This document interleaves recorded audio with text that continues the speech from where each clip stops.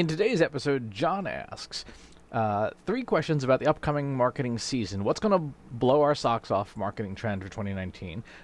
Read the new Trust Insights 2019 Key Marketing Trends report, but influencer marketing, going to eat everything. But read that report. Link is at trustinsights.ai/2019 trends. Number 2, what's going to fade away in the coming year? Now, this is an important one because it's not in the trends report. Well, I mean, we have the data, but it wasn't in the trends report as important. What's going to get chewed up this coming year? According to our data, let me pull up our data here. We're looking at a couple of big things that are likely to drop. Number 1, Snapchat. Stick a fork in it. It appears to seriously be done in terms of things that people just are not going to be searching for as much. Not because they're at saturation like Facebook, but because Instagram pretty much ate their lunch. The app Kick also is on the ropes, not doing so hot there, and then there are a number of decreases. This is one we have to be careful. There are a number of decreases in the names of the old names of Google's was now Google Marketing Platform. So that's more of a rebranding change, showing that they actually have done a good job of rebranding the marketing suite.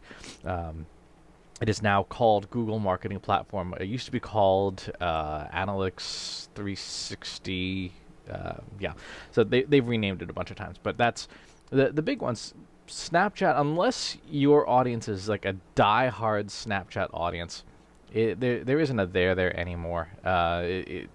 Instagram has just done such a good job of taking away all the features and putting it into a network that, frankly, is much, much larger.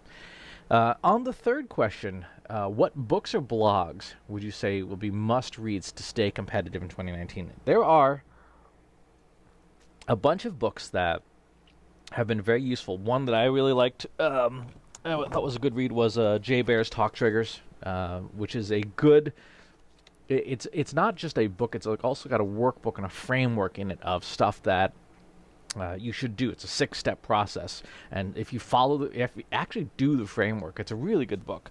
But the one I think that is undersold and people have forgotten about, or people have forgotten how to apply the lessons of, is not a business book at all. It is this one. This is Sun Tzu's Art of War. I have the Cleary edition. You can find any number of versions online. I like the Cleary edition because in the Cleary edition you'll get the individual text, and then you'll get a bunch of commentary by other contemporaries about possible interpretations for the phrase.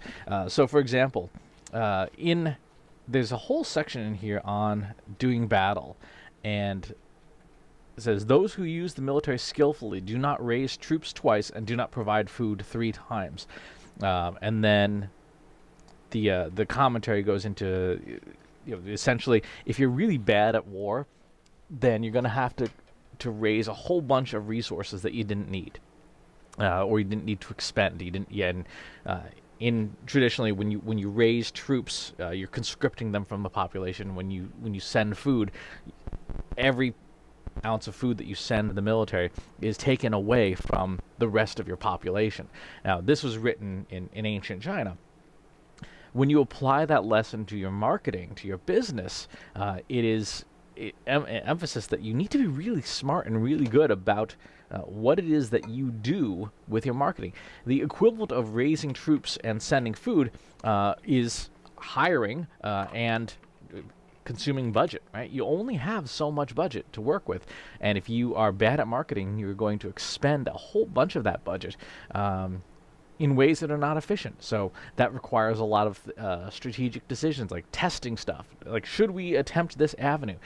In the same way that you would do so in a military campaign, where you would, instead of just randomly committing to one action and hoping it works out for the best, you would use scouting, you would use espionage, you would use surveillance to determine the strength of the enemy and what they're likely to do. You would use the knowledge of the enemy general and what personality weaknesses they have that might get them to make a poor choice, and in doing so give you a strategic advantage that you could use as a way to save your troops, save your budget, save your resources, and be able to win the war.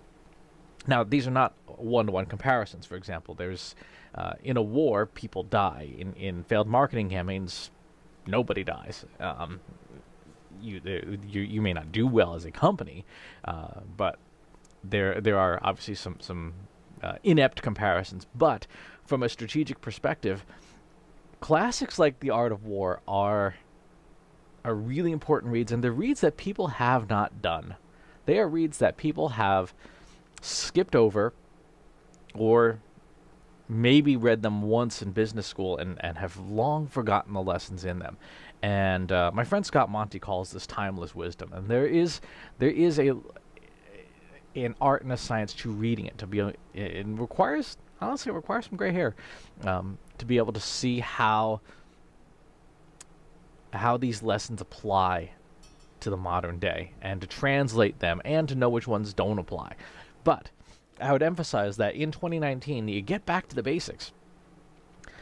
As we have seen over the last 10 years, especially in SEO, but now in social media with all the algorithm changes, every algorithm change that happens, and we just put up a thing on Instagram's API change. Every algorithm and API change does more to take away the easy tricks, the ways to hack the system, and to force us all as marketers and as people to do it the right way.